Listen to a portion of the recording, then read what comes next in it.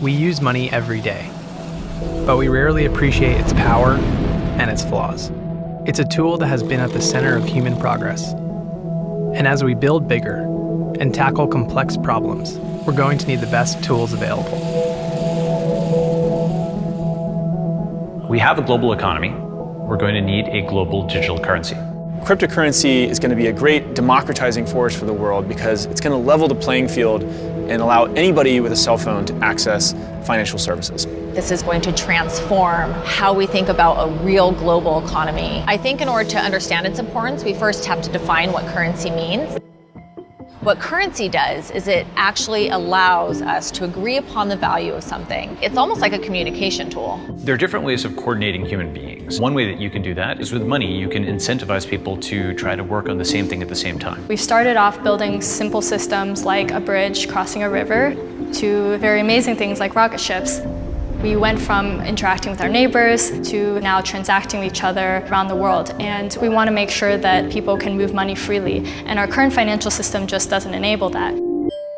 So the current systems are very centralized. And so we have big banks and big governments. There's a lot of middlemen who make things incredibly inefficient. When you talk about the problems of the existing financial system, you can go to a situation like Venezuela where money is being printed and folks' savings are basically being destroyed.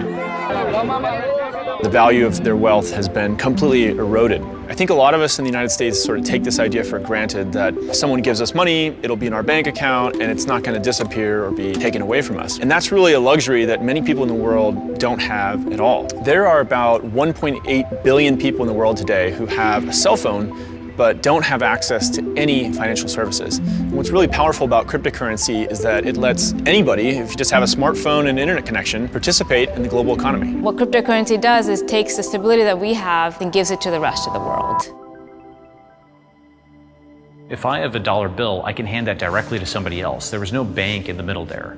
With digital currency and blockchain, it's actually more similar to cash, yet again, where I can send something directly to somebody else, and I don't necessarily have to go through middlemen like a bank or a credit card company. We can go back to how we normally transacted, which is directly with each other without all these giant central parties in between. When computer scientists talk about the concept of so-called decentralization, what they mean is to avoid this idea of a single point of failure. A single point of failure like we have with institutions. If you have a single bank and that bank has all your money and then that bank fails, well, everyone's out of money.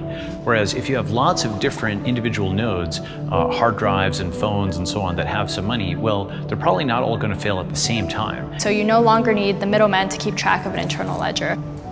All these computers are writing everything down for you.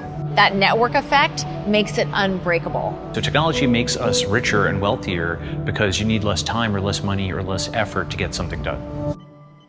Right now, when people think of crypto, I think they think of investment. There's a lot of speculation, there's a lot of talk of prices and how much money has been raised, but it's really important to see past that. It'll shift to people actually using cryptocurrency to buy goods and services and transact in the economy. And that's not just send money back and forth, that means employ each other or fund each other.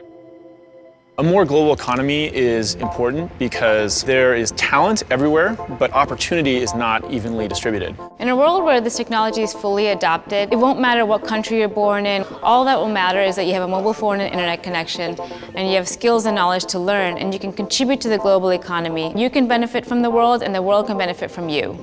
Think about what kind of economy we could have if we had a global currency that we were all responsible for and all invested in. It opens up opportunity for everybody. Just being able to trust that if I do good work in the world and someone compensates me for it, I will be able to keep that wealth. That's such a powerful idea that it actually encourages people to try to do more good things in the world. If you've got lots of people who are invested in each other's success, literally, they're invested in each other's success at a broader level. I think cryptocurrencies are going to be as impactful to humanity as the internet has been. Digital currency and blockchain can bind us in ways that we wouldn't be bound before.